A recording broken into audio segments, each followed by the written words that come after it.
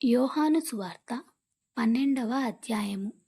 కాబట్టి యేసు తాను మృతులలో నుండి లేపిన లాజరు ఉన్న బెతనియాకు పస్కా పండుగకు 6 దినములు ముందుగా వచ్చెను.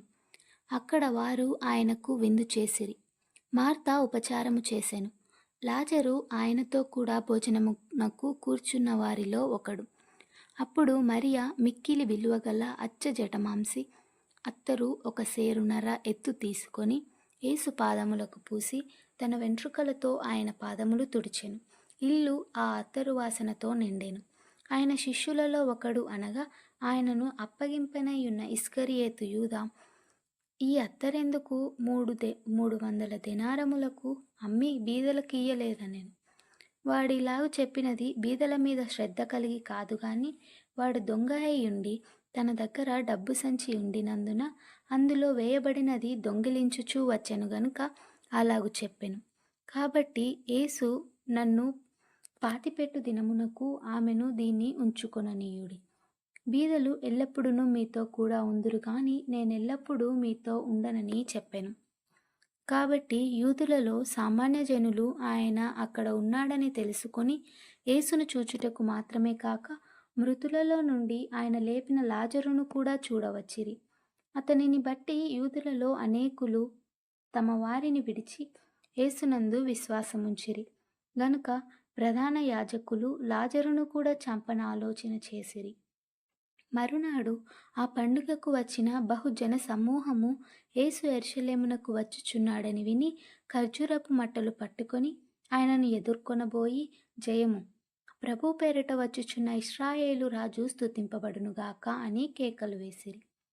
సియోను కుమారి, భయపడకుము, ఇదిగో నీ రాజు గాడిద పిల్ల మీద ఆసీనుడై వచ్చుచున్నాడు అని వ్రాయబడిన ప్రకారము యేసు ఒక చిన్న గాడిదను కనుగొని దాని మీద కూర్చుండెను.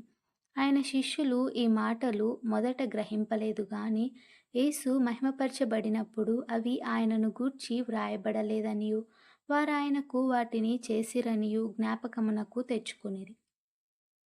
ఆయన లాజరును సమాధిలో నుండి పిలిచి మృతులలో నుండి అతని లేపినప్పుడు ఆయనతో కూడా ఉండిన జనులు సాక్ష్యమిచ్చిరి. అందుచేత ఆయన ఆ సూచక క్రియను చేసెనని జనులు విని ఆయనను ఎదుర్కొనబోయిరి. కావున పరిసయ్యులు ఒకనితో ఒకడు, మన ప్రయత్నములు ఎట్లు నిష్ప్రయోజనమైపోయినవో చూడుడి, ఇదిగో లోకము ఆయన వెంట పోయినదని చెప్పుకొనిరి. ఆ పండుగలో ఆరాధింపవచ్చిన వారిలో కొందరు గ్రీసు దేశస్థులు ఉండిరి. వారు గలిలయలోని బెత్సయిదా వాడైన ఫిలిప్పు నొద్దకు వచ్చి, అయ్యా, మేము యేసును చూడగోరుచున్నామని అతనితో చెప్పగా ఫిలిప్పు వచ్చి ఆంద్రెయతో చెప్పెను. ఆంద్రెయయు ఫిలిప్పును వచ్చి యేసుతో చెప్పిరి. అందుకు యేసు వారితో ఇట్లనెను, మనుష్య కుమారుడు మహిమ పొందవలసిన గడియ వచ్చియున్నది. గోధుమ గింజ భూమిలో పడి చావకుండిన ఎడల అది ఒంటిగానే ఉండును, అది చచ్చిన ఎడల విస్తారముగా ఫలించును. తన ప్రాణమును ప్రేమించువాడు దానిని పోగొట్టుకొనును. ఈ లోకములో తన ప్రాణమును ద్వేషించువారు నిత్య జీవము కొరకు దానిని కాపాడుకొనునని మీతో నిశ్చయముగా చెప్పుచున్నాను. ఒకడు నన్ను సేవించిన ఎడల నన్ను వెంబడింపవలెను. అప్పుడు నేను ఎక్కడ ఉందునో అక్కడ నా సేవకుడును ఉండును. ఒకడు నన్ను సేవించిన ఎడల నా తండ్రి అతన్ని ఘనపరచును. ఇప్పుడు నా ప్రాణము కలవరపడుచున్నది. నేనేమందును, తండ్రి, ఈ గడియ తటస్థింపకుండా నన్ను తప్పించుము. అయినను ఇందుకోసమే నేను ఈ గడియకు వచ్చితిని. తండ్రి, నీ నామము మహిమపరచుమని చెప్పాను. అంతటా నేను దానిని మహిమపరిచితిని, మరలా మహిమపరుతును అని ఒక శబ్దము ఆకాశము నుండి వచ్చెను. కాబట్టి అక్కడ నిలుచుండి వినిన జనసమూహము ఉరిమెను అనిరి. మరికొందరు దేవదూతలో ఒకడు ఆయనతో మాటలాడెననిరి. అందుకు యేసు, ఈ శబ్దము నా కొరకు రాలేదు, మీ కొరకే వచ్చెను. ఇప్పుడు ఈ లోకమునకు తీర్పు జరుగుచున్నది. ఇప్పుడు ఈ లోకాధికారి బయటకు త్రోసివేయబడును. నేను భూమి మీద నుండి పైకెత్తబడిన ఎడల అందరినీ నా యొద్దకు ఆకర్షించుకొందునని చెప్పాను. తాను ఏ విధముగా మరణము పొందవలసి ఉండెనో సూచించుచు ఆయన ఈ మాట చెప్పాను. జన సమూహము క్రీస్తు ఎల్లప్పుడూ ఉండునని ధర్మశాస్త్రము చెప్పుట వింటిమి. మనుష్య కుమారుడు పైకెత్తబడవలనని నీవు చెప్పుచున్న సంగతి ఏమిటి? మనుష్య కుమారుడగు ఈయన ఎవరని ఆయనను అడిగిరి. అందుకు యేసు, ఇంకా కొంతకాలము వెలుగు మీ మధ్య ఉండును. చీకటి మిమ్మును కమ్ముకొనకుండునట్లు మీకు వెలుగు ఉండగానే నడవడి. చీకటిలో నడుచువాడు తాను ఎక్కడికి పోవుచున్నాడో ఎరుగడు. మీరు వెలుగు సంబంధులగునట్లు మీకు వెలుగుండగానే వెలుగునందు విశ్వాసముంచుడని వారితో చెప్పెను. యేసు ఈ మాటలు చెప్పి వెళ్ళి వారికి కనబడకుండా దాగి ఉండెను. ఆయన వారి ఎదుట ఇన్ని సూచక క్రియలు చేసినను వారు ఆయన యందు విశ్వాసముంచరైరి. ప్రభువా, మా వర్తమానము నమ్మిన వాడెవడు? ప్రభువు యొక్క బాహువు ఎవరికి బయలుపరచబడెను అని ప్రవక్త అయిన యెషయా చెప్పిన వాక్యము నెరవేరునట్లు అది జరిగెను.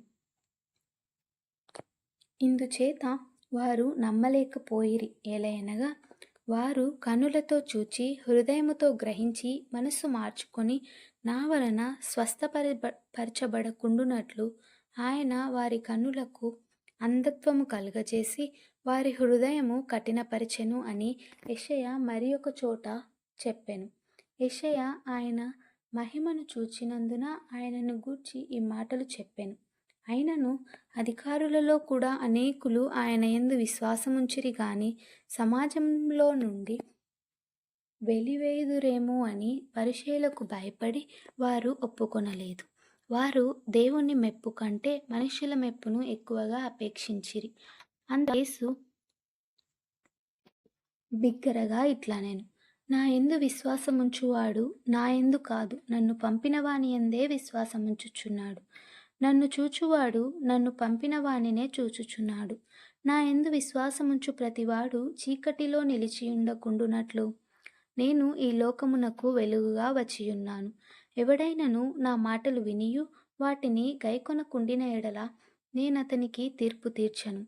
నేను లోకమునకు తీర్పు తీర్చుటకు రాలేదు గాని లోకమును రక్షించుటకే వచ్చితిని.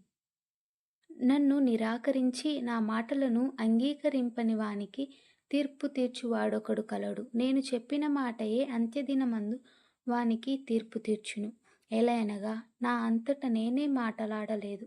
నేను ఏమనవలెనో ఏమి మాటలాడవలెనో దాని గూర్చి నన్ను పంపిన తండ్రియే నాకు ఆజ్ఞ ఇచ్చియున్నాడు. మరియు ఆయన ఆజ్ఞ నిత్యజీవమని నేనెరుగుదును గనుక నేను చెప్పు సంగతులను తండ్రి నాతో చెప్పిన ప్రకారము చెప్పుచున్నానెను.